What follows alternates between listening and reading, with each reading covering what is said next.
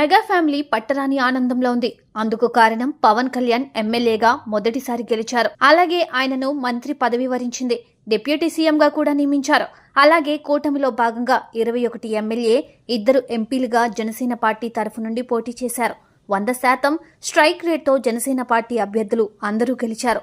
పవన్ కళ్యాణ్ 10 ఏళ్ల కష్టానికి ఫలితం దక్కిందని కుటుంబ సభ్యులు సంతోషం వ్యక్తం చేస్తున్నారు. పవన్ కళ్యాణ్ కి కుటుంబ సభ్యుల నుండి బహుమతులు అందడం విశేషం.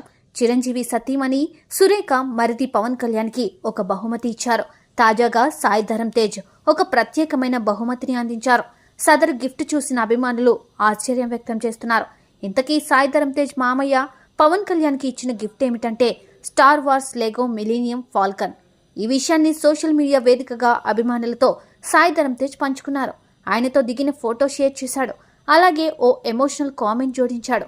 నాకు స్టార్ వార్స్ లెగోను పరిచయం చేసిన వ్యక్తి నా ప్రియమైన జేడీ మాస్టర్ డిప్యూటీ సీఎంకి బహుమతి ఇచ్చే అవకాశం లభించింది.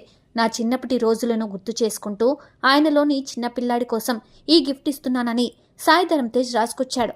చిన్నపిల్లలకు ఇచ్చే గిఫ్ట్ ఇచ్చి సాయి ధరమ్ తేజ్ ప్రత్యేకత చాటుకున్నాడు. కాగా సాయి ధరమ్ తేజ్ ఇచ్చిన ఈ బహుమతి విలువ 1.2 లక్షల వరకు ఉంటుందని సమాచారం.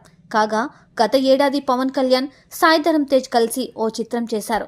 వినోదయ స్థితం రీమేక్ బ్రోలో వీరు భాగమయ్యారు. దర్శకుడు సముద్రఖని తెరకెక్కించగా బ్రో ఓ మోస్తారు విజయాన్ని అందుకుంది. కాగా చిన్నప్పటి నుండి తన ఆలనా పాలన పవన్ కళ్యాణ్ చూసుకున్నారు.